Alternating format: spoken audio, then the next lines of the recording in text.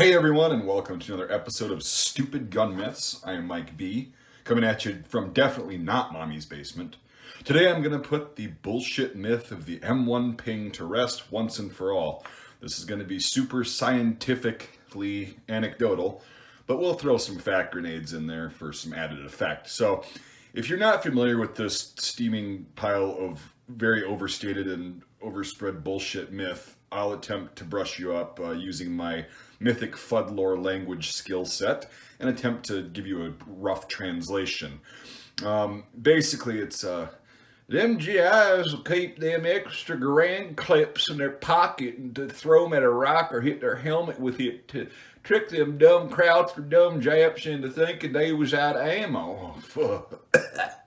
God, that was rough. I'm very rusty.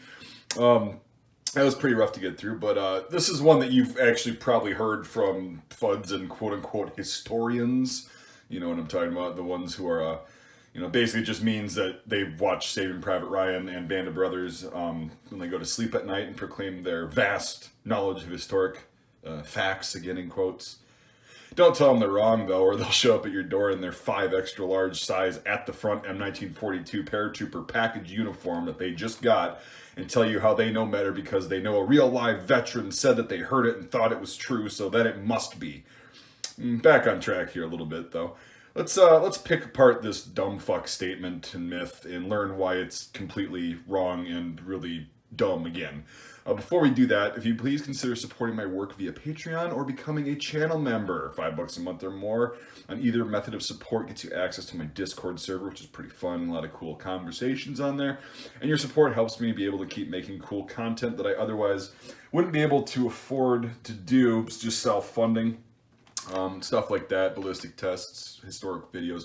If you can't support the channel financially, that's totally fine. I understand completely. Just make sure to give this video a like and thumbs up and subscribe.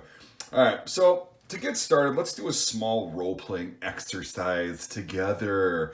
Imagine you're a U.S. rifleman in World War II or the Korean War, and you were issued this beautiful bitch, adored by boomers and FUDs alike for years, since basically its inception. This M1 is fed from an 8-round N-block clip, which means the clip stays in the weapon for the entire cycle of the feeding process until the last shot is fired, and it makes this noise simultaneously with the last shot. It's almost instant. So yeah, if you've never heard an M1 being fired, just take my word for it. They're really fucking loud. The 30-06 is a really good sized cartridge. It's fairly large for, rifle cartridges that are comparable, and definitely causes acute tinnitus if you don't wear ear protection. Ask me how I know.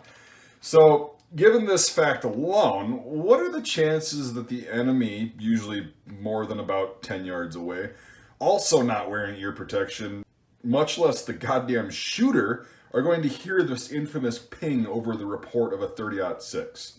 That's one question I have. And if you fired this thing with or without ear pro, and you've heard the ping slightly with ear pro on, and you haven't heard it without, you'll know exactly what I'm talking about, and the myth will be debunked right there.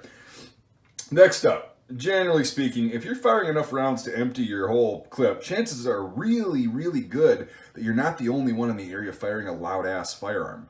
So how the fuck do you expect any human being involved in that scenario to hear the ping, that slight ping over all of that gunfire and having your ears ringing and whatnot?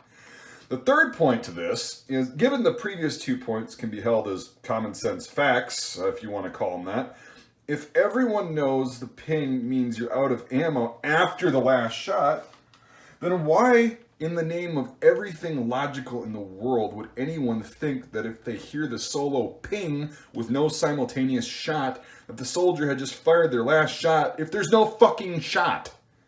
So let's play another role-playing scenario. Enter the science.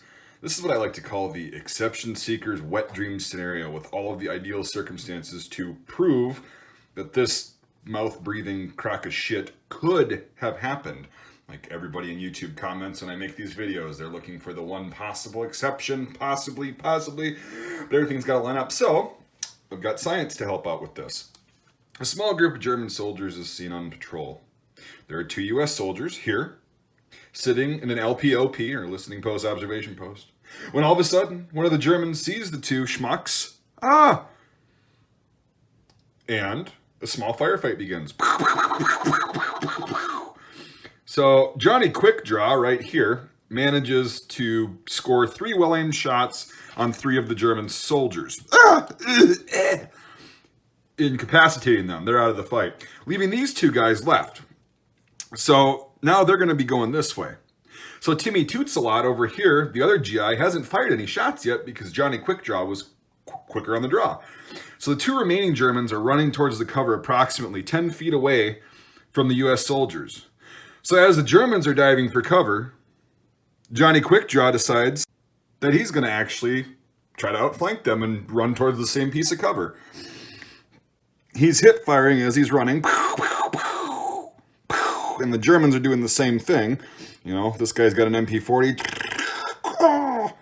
So now Johnny Quickdraw is sitting right there, right next to him. It's now a race. It's now a race. It's just a matter of time here. Does he throw a grenade? Fuck that. Only pussies throw frags.